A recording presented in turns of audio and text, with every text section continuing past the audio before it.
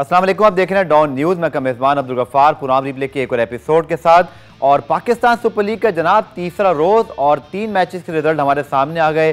चौथा मैच अब शुरू हो रहा है। पुराम में आज डिटेल बात करेंगे कल होने वाले मैचेस की भी, जो आज मैच हो रहा है उस पर भी बात करेंगे, जो कल आने वाला मैच है उसके ऊपर भी बात करेंगे। तो कल जो पहला मैच खेला गया पेशावर ज़ल्मी में, उसमें कामयाब नहीं हो सकी। लाहौर कलंदर्स को बहुत अच्छी एक ओपनिंग विक्ट्री मिली, उसके बाद अच्छा मैच हुआ, बल्कि अब तक का सबसे कांटेदार मैच कल का दूसरा और इस टूर्नामेंट का तीसरा मैच था, जिसमें इस्लामाबाद यूनाइटेड ने समझ लें कि मुल्तान सुल्तान से जीती भी बाजी उनसे छीनी और मैच जीतने में कामयाब हुए। लुइस ग्रेगरी की outstanding performance, last year Peshawar Zalmi से खेले थे, लेकिन इस बार कोयटा की जानिब से जब वो खेले हैं इस्लामाबाद यूनाइटेड की जानिब से, तो बहुत ही उम्दा खेले। फिर साथ साथ नए खिलाड़ियों को जिनको मौका दिया उनकी परफॉर्मेंस भी बहुत अच्छी रही। और आज मैच जारी है मुल्तान सुल्तान और लाहौर कलंदर्स का, बल्कि इस वक्त अब कोयटा ग्लेडिएटर्स और लाहौर कलंदर्स अपनी स्ट्रेंथ यानी बॉलिंग पहले कर रहे हैं और चैलेंज होगा कोयटा ग्लेडिएटर्स के लिए, क्योंकि पहला मैच वो नहीं जीत सके थे और अब क्या ये मैच जीतकर वो एक कमबैक कर सकेंगे। इस पूरे सिनेरियो में बात करेंगे। मेरे साथ मौजूद हैं सीनियर स्पोर्ट्स जर्नलिस्ट कमर अहमद साहब। उनमें प्रोग्राम में खुशामदीद कहते हैं। अस्सलाम वालेकुम कमर साहब। वालेकुम। सो कमर साहब,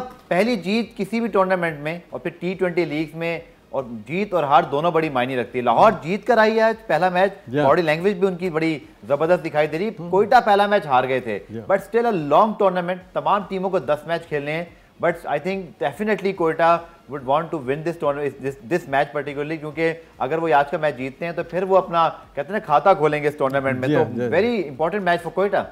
I think very much so, because पहला मैच चूंकि हार चुके हैं ये, तो इनके लिए बहुत ज़रूरी है कि ये फिर ज़रा पहले जिस तरह परफॉर्मेंस इनकी शुरू के PSLs में होती थी, PSL 5 में और शुरू में भी, बिल्कुल उसी तरह से ये कम बैक करें और साबित करें कि उनके पास जो खिलाड़ी उन्होंने बाई किए हैं वो इस काबिल हैं कि इस टूर्नामेंट को जीत सकते हैं। मैं समझता हूँ, मुझे कोई भी शक नहीं होगा, चूँकि ये चैम्पियंस भी रह चुके हैं PSL के। बिल्कुल। तो और लाहौर कलंदर हमेशा से डिसअपॉइंटिंग टीम रही है शुरू के 4 बिल्कुल PSL के अंदर। PSL 5 में ये फाइनल में लाहौर कलंदर हार गए थे, बिल्कुल, विच वॉज क्वाइट सैड। मैं चाहता था कि ये जीते, लेकिन Quetta gladiator is one of the top teams of this tournament. बिल्कुल आपने ठीक कहा, लेकिन इस बार उनके मेंटोर और आपके तो बहुत करीबी दोस्त भी हैं, मुझे पता है विव रिचर्ड्स इस बार नहीं आ रहे, उस बारे में ज़रूर बात करेंगे। लेकिन कल जो 2 मैच जिसमें लाहौर ने पहला मैच पेशावर से जीता और उसके बाद इस्लामाबाद ने मुल्तान सुल्तान से उनसे जीता हुआ मैच छीना, बड़ा मज़ेदार मैच हुआ जिसको कल हम स्टेडियम में भी इंजॉय कर रहे थे। तो कल के मैच के हवाले से आपने ये रिपोर्ट देखी, लेकिन अभी जो मैच जारी है ताज़ा तरीन उसमें अपडेट ये कि टॉम बेंटन, जो कि पेशावर ज़ल्मी की जानिब से भी लास्ट सीजन में कुछ नहीं कर पाए थे, बहुत हाई रेटेड उनको T20 स्पेशली समझा जाता है, बट हारिस रोज ने उन्हें जल्दी आउट कर दिया, तो एक सेटबैक है कोयटा के लिए। और अब ऑब्वियसली जब क्रिस गेल खेलने आ रहे हैं तो फिर कोयटा के लिए अब ये आर या पार वाली मुझे सूरत हाल लगती है, जो कि सरफराज तो मौजूद हैं but Chris Gayle very important. इस मैच में मजीद बात करेंगे, कुछ कोयटा की स्पेशली जो विव रिचर्ड्स की कमी है उस पर ज़रूर बात करेंगे। और कल जब ये मैच लगता था कि मुल्तान सुल्तान की जानिब जा रहा है शाहिद आफरीदी की मुसलसल 2 विकेटों के बाद, तो इस्लामाबाद यूनाइटेड की जानिब से अपना डेब्यू करने वाले लुइस ग्रेगरी, जिन्होंने लास्ट सीजन में पेशावर ज़ल्मी की जानिब से भी जब डेब्यू किया था तो मैन ऑफ द मैच का अवार्ड हासिल किया था पिंडी क्रिकेट स्टेडियम में, और कल भी उन्होंने वही तारीख जो है वो दोहराई और बहुत ज़बरदस्त ऑलराउंड परफॉर्मेंस दिखाई। तो कल के मैच में इस्लामाबाद यूनाइटेड ने अपनी जानिब से 3 नए खिलाड़ियों को मौका दिया, उनमें से मोहम्मद वसीम जूनियर की परफॉर्मेंस बहुत आउटस्टैंडिंग रही, 3 विकेटें उन्होंने हासिल की और लगा कि ये एक ऐसे बॉलर हैं जो इस टूर्नामेंट में तहलका मचा सकते हैं, क्योंकि पहले ही मैच में बहुत उन्होंने जो परफॉर्मेंस दी वो बड़ी काबिले एतबार रही। और मुझे लगता है कि कल के बाद मुझे तो लगता है कि वो पूरे टूर्नामेंट में इन एक्शन जो है वो दिखाई देंगे। और शान शुभ trusted player of the match में भी हमने शामिल किया है मोहम्मद वसीम जूनियर को। तो ये मोहम्मद वसीम जूनियर की आउटस्टैंडिंग आपने परफॉर्मेंस देखी। और अब हम बात करते हैं कोयटा ग्लेडिएटर्स और मुल्तान सुल्तान के मैच की, और एक इब्तदाई नुकसान तो उठाना पड़ा, लेकिन सबसे पहले सर बात करते हैं विव रिचर्ड्स, क्योंकि जब वो मौजूद रहे कोयटा के कैंप में, पाकिस्तान नहीं बल्कि दुनिया की हिस्ट्री के सबसे बड़े जो बैट्समैन उनमें शुमार होते हैं, बहुत बड़ा नाम, कहते हैं ना way ahead of his time. जिस तरह की वो बैटिंग करते थे, लिमिटेड ओवर्स के सारे रिकॉर्ड्स उनके थे, इस बार वो नहीं आए ग्राउंड में और हमें बतौर स्पेक्टेटर भी बतौर जर्नलिस्ट भी उनकी कमी महसूस हो रही है। कोयटा अपने कैंप में कितनी उनकी कमी महसूस कर रहा होगा, क्योंकि उनका रोल कोचिंग में तो नहीं था, मोइन खान मौजूद हैं, बट एज अ मेंटोर, फिर उनकी प्रेजेंस, इतना बड़ा नाम, तो आप क्या कहेंगे उनकी गैर मौजूदगी के बारे में? उनकी एब्सेंस बहुत ही, मैं समझता हूँ, इम्पोर्टेंट एक फैक्टर है कोयटा ग्लेडिएटर की हार और जीत में। वो इसलिए कि दुनिया की किसी लेवल, किसी फॉर्मेट के कंपटीशन हो, टेस्ट क्रिकेट, ओडीआई और T20, उसमें रोल मॉडल होना चाहिए, चाहे वो मेंटर हो, चाहे वो कैप्टन हो, चाहे वो एक अच्छा बॉलर या बैट्समैन हो।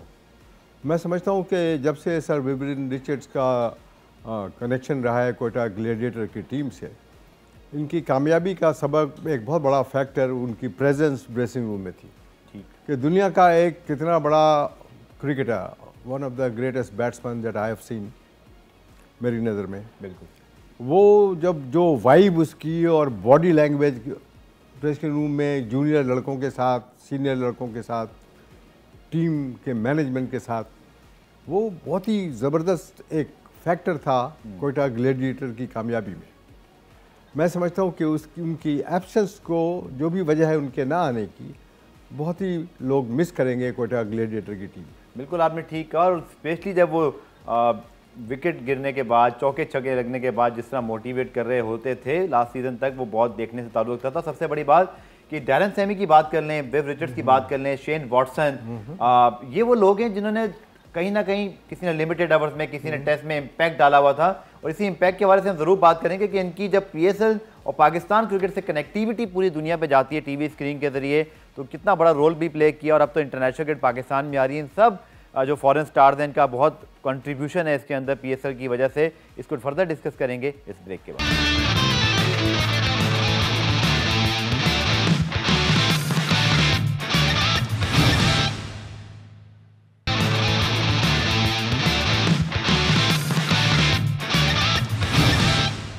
पुराब रिप्ले में खुशामदीद। तो पाकिस्तान सुपर लीग का चौथा मैच मुल्तान सुल्तान बामुकाबला लाहौर कलंदर, बल्कि कोयटा ग्लैडिएटर्स बामुकाबला लाहौर कलंदर्स। और इस मैच पे अगर हम बात करें तो कमर भाई आपकी भी प्रेडिक्शन लूंगा, लेकिन कोक प्रेडिक्टर में जो मुझे इस मैच में प्रेडिक्शन करनी है, तो लाहौर कलंदर्स की फॉर्म बहुत अच्छी है और पहला मैच जीते हैं। तो अभी की जो फॉर्म देखते हुए मुझे लगता है कि कोक प्रेडिक्टर में मेरी आज जो टीम होगी वो होगी लाहौर कलंदर्स। कोयटा को काफ़ी मेहनत करना पड़ेगी और ऑब्वियसली उनके सपोर्टर्स उनको जीतते हुए देखना चाहते हैं। सर अगर मैं आपसे पूछूं एज अ एनालिस्ट, लाहौर पहला मैच जीता हुआ है, कोयटा अभी उसको एक मैच जीतना है, प्रेडिक्शन क्या आपकी रहेगी, या आप कहना क्या चाहेंगे इस मैच के बारे में? आपके ख्याल में पहले बैटिंग कोयटा कर रहा है, पहली 2 विकेटें भी गिर गई हैं, थोड़ी सिचुएशन खराब दिखाई दे रही है, पर क्या कहना चाहेंगे कोयटा क्या करे कि जीत सकता है? देखिए सिचुएशन तो संभल भी सकती है। 2 विकेटें गिरने के बाद अगर कोई एक T20 का गेम ऐसा है, अभी गेल खड़े हुए हैं, क्रिस गेल मौजूद हैं। T20 का गेम ऐसा है कि इसमें 2 बैट्समैनों को 40-40 रन बनाने होते हैं। बिल्कुल ठीक, प्रॉपर तरीके से। इसका मतलब है कि अब 2 पार्टनरशिप हो गई। ठीक, अगर 2 पार्टनरशिप हो गई तो 120 बॉलों के गेम में you end up with 150, 160, 170 runs, which is a challenging score to defend.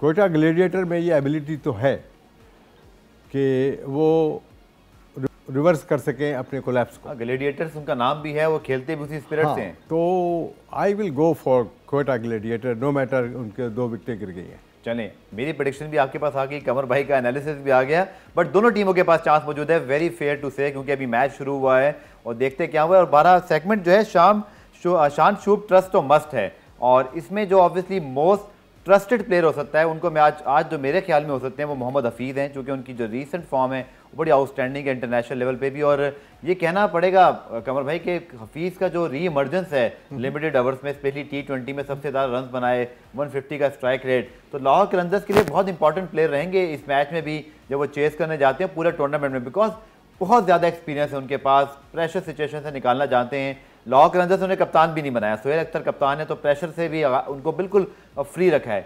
Hafeez के बारे में क्या? हफीज़, मोहम्मद हफीज़ बहुत ही एक्सपीरियंस तजुर्बेकार खिलाड़ी है, बॉल भी कर लेते हैं और मौके पर बैटिंग भी, अपनी बैटिंग से मैच जितवा देते हैं। मैं समझता हूं कि उनकी कंट्रीब्यूशन इनके लिए बहुत ही इम्पोर्टेंट फैक्टर है लाहौर कलंदर के लिए, और वो एक ऐसे खिलाड़ी हैं कि किसी भी मौके पर खेल का पासा पलट सकते हैं। आई सजेस्ट कि वो अब टेस्ट क्रिकेट छोड़कर ज़्यादातर कंसंट्रेशन इसी किस्म की क्रिकेट पे करें, और जो भी टीम इनको हायर करती है उसको ये मैच जितवाते रहें, और मैच जितवाने की एबिलिटी इनमें है एज ए ऑलराउंडर। बिल्कुल आपने ठीक कहा, और टेस्ट क्रिकेट से 12 रिटायरमेंट वो अनाउंस कर चुके हैं, लेकिन अब लोग चाहते हैं कि वनडे और T20 में वो बहुत तगड़े होकर खेलें, और स्पेशली वर्ल्ड T20 सर इस साल आ रहा है। बहुत सारे हमारे प्लेयर्स हैं जिनके ऊपर नजरें हैं। हफीज़ शुएब मलिक भी ऑब्वियसली पेशावर दलमी में शामिल है, कल बहुत अच्छा खेले, रवि ओपारा के साथ मिलकर एक बड़ा उन्होंने कहते हैं ना रीबिल्डिंग की अपनी टीम की। तो इस पूरे PSL के अंदर यही बड़ा ज़बरदस्त पहलू होगा कि कौन से प्लेयर वर्ल्ड T20 के लिए अपने आप को इम्प्रेस करते हैं, और wonderful opportunity for every youngsters. कल मोहम्मद वसीम जूनियर ने डेब्यू में 3 आउट किए। PSL के अंदर यही तो एक कशिश है कि वो एक दिन में स्टार बन गए, और यही वजह है कि इस PSL से पाकिस्तान को नया टैलेंट साथ में मिलता रहता है। देखिए, दुनिया के बड़े बड़े खिलाड़ी जो टेस्ट क्रिकेट में मशहूर रहे हैं और परफॉर्म करते हैं, वो जब ज़्यादा मैचेस खेल लेते हैं, परफॉर्म कर देते हैं, तो फिर एक वक्त ऐसा आता है कि वो सोचते हैं कि थोड़ा सा लाइट मैचेस के अंदर वो पार्टिसिपेट करें। ठीक है, T20 के लिए एक आउटलेट है, बिल्कुल ठीक, उन एक्सपीरियंस खिलाड़ियों के लिए जो कि बहुत ही कोनामक्श एक्सपीरियंस टाइप के इंटरनेशनल टेस्ट प्लेयर्स हैं। तो एक ओपनिंग मिल गई है इन ऐसे खिलाड़ियों को कि वो T20 में आकर और इस गेम को, जो कि एक एंटरटेनमेंट का गेम है, इसमें अपने कारनामे दिखाएं। और मैं समझता हूं कि क्रिस गेल जैसे खिलाड़ी, मोहम्मद हफीज़ जैसे खिलाड़ी और भी जो एक्सपीरियंस खिलाड़ी हैं दुनिया के अंदर जो T20 फॉर्मेट में खेल रहे हैं, इनका कंट्रीब्यूशन बहुत ज़रूरी है for youngsters to emerge looking at them. और मैं समझता हूँ कि चूँकि PSL और दुनिया की डिफरेंट लीगें हैं, उससे बहुत सारे खिलाड़ी यंग बॉयज़ इमर्ज कर रहे हैं और ऊपर आ रहे हैं, which is very good for international cricket and this format of the game. बिल्कुल आपने ठीक कहा। और सरफराज के मुतालिक ज़रूर बात करेंगे सर, चूँकि पाकिस्तान के कप्तान थे, फिर उनके ऊपर बुरा वक्त आया, बोर्ड ने भी उनके साथ कुछ शायद अच्छा नहीं किया, लेकिन चलें हम अभी हाल की बात करते हैं। कोयटा ग्लेडिएटर्स से कैप्टन है, फुल बैकिंग है उनको अपने ऑनर नदीम उमर साहब की, फिर मोइन खान साहब की, आदम खान उनके जो मैनेजर हैं, और फिर उनकी टीम उनके लिए बहुत रिस्पेक्टेड, उनको बहुत ज़्यादा वैल्यू देती है। ओपन कर रहे हैं इस टूर्नामेंट में और टॉप ऑर्डर में खेल रहे हैं। रिजवान ने भी ये रोल प्ले किया पाकिस्तान टीम में, तो एक अच्छा मुझे कंपटीशन दिखाई दे रहा है आफ्टर वेरी लॉन्ग टाइम। आपने तो वो एरा बहुत कहते हैं ना एक्सटेंसिवली कवर किया है, जो मोइन खान और राशिद लतीफ़ जब एक ज़माने में खेला करते थे, दोनों में से कोई एक खेल सकता था। अनफॉर्चुनेटली वो दोनों इसी वजह से जो है वो शायद इतना नहीं खेल पाए, अपने दौर में अकेले होते ज़्यादा खेलते। सरफराज टॉप ऑर्डर में खेल रहे हैं और अभी टीम में उनकी जगह नहीं बन रही। ये कितना इंपॉर्टेंट है PSL उनके लिए, और शायद लोग कहते हैं कि बड़ा राइट टाइम है कमर साहब कि यहाँ परफॉर्म करके दिखा दें, थोड़ा लेट ना हो जाए। अगर एक सीज़न इस साल ना कर सके तो अगले साल शायद उनको और प्रॉब्लम होगी। सरफराज अहमद जब से लाइमलाइट में आए हैं इंटरनेशनल क्रिकेट के अंदर, और ख़ासकर जिस तरह की परफॉर्मेंस उनकी इस लिमिटेड ओवर और 120 बॉलों के गेम में रही है, ठीक है, तो उनको बार बार जो क्रिटिक्स हैं वो ये कहते रहे कि इनको ओपन करना चाहिए, इनको मिडिल ऑर्डर में खेलना चाहिए, इनको लेट मिडिल ऑर्डर में खेलना चाहिए। ठीक है, अगर आप में एबिलिटी और स्किल्स है तो आप किसी पे बैटिंग कर सकते हैं, टू बी ट्रूथफुल। ठीक है, और सरफराज अहमद के पास वो स्किल है कि नई बॉल को वो फेस कर सके, वो पुराने बॉल को टर्निंग विकेट पे फेस कर सके। ठीक है, तो I give all the chance to Sarfaraz Ahmed. चलिए देखते हैं सरफराज के, जैसे आपने कहा कि स्किल्स भी हैं, एक्सपीरियंस भी है, और 2015 मुझे वर्ल्ड कप याद आ रहा है जब उनको नहीं खिलाया जा रहा था तो बकायदा तहरीक चली थी एक तरह से, लेकिन उसके बाद वो खुद कभी टॉप ऑर्डर में नहीं खेले, बट कोयटा ग्लेडिएटर्स के लिए इस सीजन में वो ऊपर आके खेल रहे हैं। देखते हैं कि क्या रिजल्ट रहते हैं। ब्रेक प्रोग्राम में शामिल करते हैं, ब्रेक से वापस आकर कल पेशावर ज़ल्मी और मुल्तान सुल्तान का मैच उस हवाले से बात करेंगे। मिलते हैं इस ब्रेक के बाद।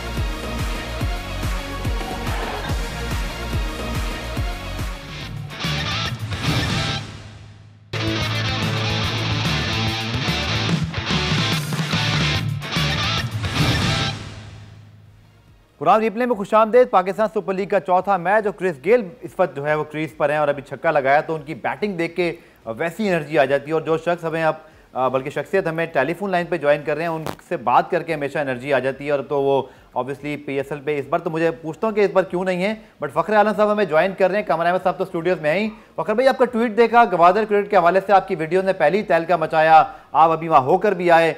अब जो आपका एक प्लान ट्विटर के जरिए आया, कुछ ज़रा डिटेल में बताइएगा, लोग इसके बारे में बहुत जानना चाह रहे हैं। बहुत बहुत शुक्रिया भाई। सबसे पहले तो कमर भाई यहाँ पर मौजूद है, उनको सलाम। What an institution he is for cricket coverage, sports coverage, for broadcasting, the knowledge on the game of cricket. तो मैं सल्यूट करता हूँ कमर भाई को। कमर भाई थैंक यू, एंड मेरे लिए बड़ी ऑनर की बात है और मेरी क्या औकात कि मैं कमर भाई के सामने कोई चीज बोलूं। ठीक है ना। तो ये दूसरा ये कि आपने भाई हमेशा ऐसी जबरदस्त कवरेज की है पाकिस्तान में स्पोर्ट्स के हवाले से, स्पोर्ट्स के इश्यूज के हवाले से, so thank you to you as well. अब आ जाएं गवादर के हवाले से, तो भाइयों यूं है सिलसिला कि आपको पता है कि अभी हाल ही में मैं पहली दफा अपनी जिंदगी में गवादर गया था, कोई 20-22 दिन पहले। मैंने कुछ तस्वीर ट्वीट की, कुछ वीडियोस वहां से ट्वीट किए, वो वायरल हो गए पूरी दुनिया में, आईसीसी ने उठा लिया। उसके बाद फिर मुझे लोगों ने कहा जी यहाँ पे कोई बड़ा मैच करवाएं, तो मैंने आपको बताया कि ये अभी 2-3 दिन पहले जो है वो Gwadar dolphins versus showbiz sharks का मैच करवाया, जिसपे मैं पाकिस्तान क्रिकेट बोर्ड के सीईओ वसीम खान को भी अपने मेहमान के तौर पे ले गया था। वहां पे मेरे पास और भी बड़े मेहमान थे मेरे जो वहां पर मौजूद थे।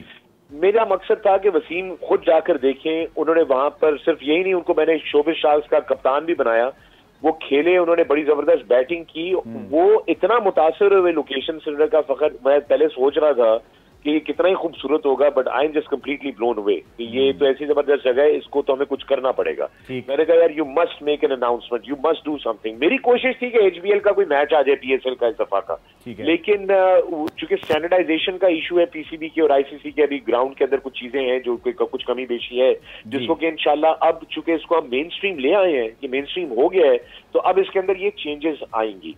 और बस फिर वो आज जो है मुझे कंफर्म हुआ कि हुकूमत बलूचिस्तान को, चीफ सेक्रेटरी को पाकिस्तान क्रिकेट बोर्ड की तरफ से ऑफिशियल लेटर मौसूल हो गया 25 तारीख का। क्वेटा ग्लैडिएटर्स और कराची किंग्स के हवाले से मैच की बात जो है वो वहां तक पहुंच गई है। वो इंशाल्लाह सिक्योरिटी के हवाले से करते हुए जो है कल या परसों जो है वो आपको ऑफिशियल जवाबात आ जाएंगे and we should have a official announcement. मैंने अलबत्ता फिर भी सोचा कि ये इतनी बड़ी खबर है, ये अपने दोस्तों से सबसे शेयर कर ली जाए, और गोया मैंने शेयर कर दी, क्योंकि मैं बहुत खुश हूँ कि ये हो रहा है। और मैं पाकिस्तान क्रिकेट बोर्ड का और खास तौर पे वसीम खान का बड़ा शुक्रिया अदा करना चाहता हूँ कि उन्होंने इस मेरी चीज को इतना आगे लेकर गए, इस मोमेंटम को बरकरार रखा। So I'm really very grateful। ठीक है, कमर भाई से भी बात करते हैं। फखर भाई आप लाइन पे मौजूद रहेगा। आपने तो जैसे फखर ने कहा कि इतनी क्रिकेट कवर की है, इस स्टेडियम को आईसीसी ने जब कैप्शन किया फखर की ट्वीट को, तो उस पर लिखा कि इससे खूबसूरत स्टेडियम कोई है तो हमें फिर बता दीजिए, वरना लगता तो फिलहाल यही है।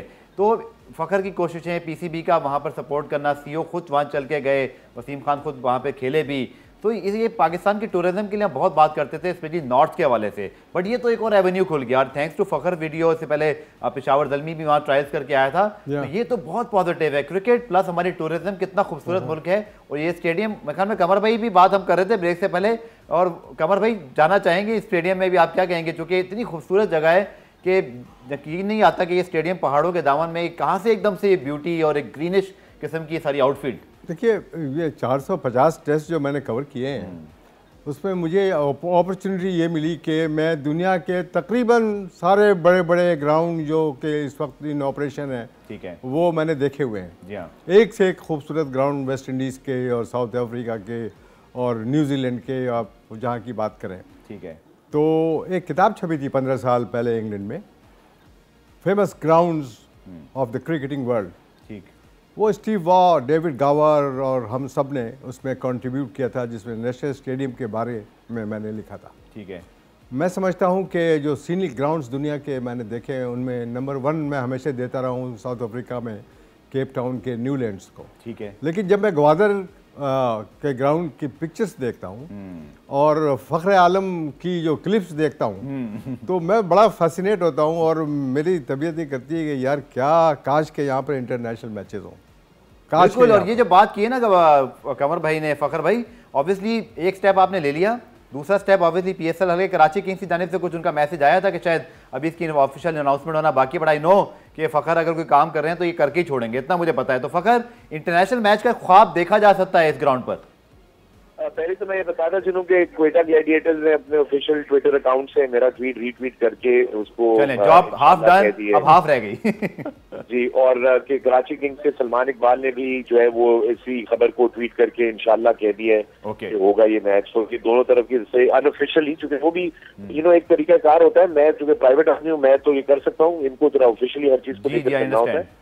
हाँ, तो I can understand that and I respect that.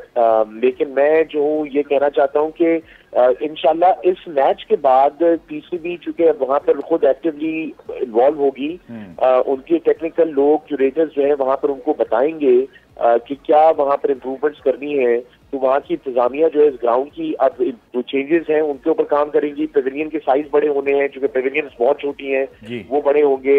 जो एक्सेस है प्लेयर्स का इनटू द ग्राउंड उसको सिक्योर करना, क्योंकि वो अलग से होना चाहिए। सीटिंग कैपेसिटी बहुत लिमिटेड है इसकी, उसको बढ़ाने के लिए जगह है अवेलेबल, लेकिन उसको बढ़ाने के लिए स्टैंड्स किस तरह बड़े किए जाएंगे। मीडिया सेंटर किधर बनेगा जहाँ पे कमर भाई इंशाल्लाह एक दिन बैठ के वहां पर एक इंटरनेशनल टेस्ट मैच होता हुआ देखेंगे। अल्लाह ताला ने चाहा तो ये हमारे मुल्क में, हमारे खूबसूरत सूबा बलूचिस्तान में, हमारे खूबसूरत शहर गवादर में जरूर होगा। एंड कमर भाई is going to be there and I am hoping कि मैं भी ग्राउंड में इनके साथ मौजूद हूँ और हम इकट्ठा देखेंगे ये होता हुआ। ठीक है कमर भाई, आपका कमर भाई तो मौजूद है। फखर भाई आपका बहुत बहुत शुक्रिया and wish you all the best, क्योंकि पाकिस्तान की क्रिकेट और फिर पाकिस्तान के टूरिज्म की बात है तो यकीनी तौर पर लोग चाहेंगे कि यहाँ पे इंटरनेशनल स्टार्स भी जाएं। और बरतानी हाई कमिश्नर मौजूद थे, उन्होंने कहा कि एक दिन उनको लगता है इंग्लैंड की टीम यहाँ खेलेगी। ये काफ़ी बड़ा स्टेटमेंट था। मिलते हैं इस ब्रेक के बाद।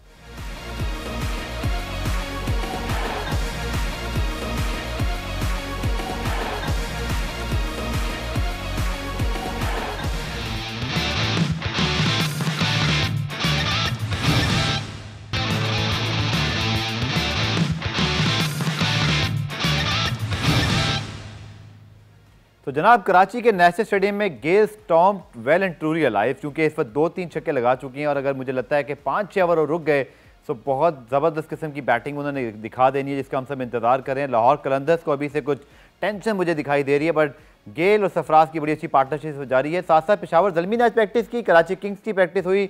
कल पेशावर को मैच खेलना है मुल्तान सुल्तान के खिलाफ, बड़ा इंपॉर्टेंट मैच है। उनके बैटिंग मेंटोर और लेजेंड बैट्समैन हाशिम आमला भी आज काफ़ी मुझे मसरूफ दिखाई दिए। तो कमर भाई की टीम कोयटा की लेडीज़ के हालात अब बेहतर लग रहे हैं, क्योंकि गेल जो है वो बड़ी फॉर्म में दिखाई दे रहे हैं। बट हाशिम आमला के बारे में जाते जाते बात करूंगा।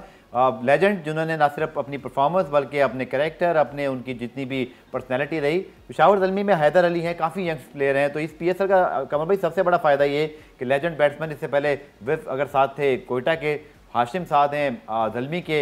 I think blessing for Pakistan cricket. Hashim Amla one of the finest batsman of his time. ये दुनिया के वो रेयर बैट्समैन हैं जो कि न सिर्फ टेस्ट में कामयाब, ODI में कामयाब, T20 में कामयाब, 3D ऐसे लोग कम होते हैं। बिल्कुल, तो ये रेयरिटी है हाशिम आमला की। और जितने ग्रेट बैट्समैन वो रहे हैं अपने ज़माने के, उतने ही ग्रेट इंसान है वो। बिल्कुल ठीक।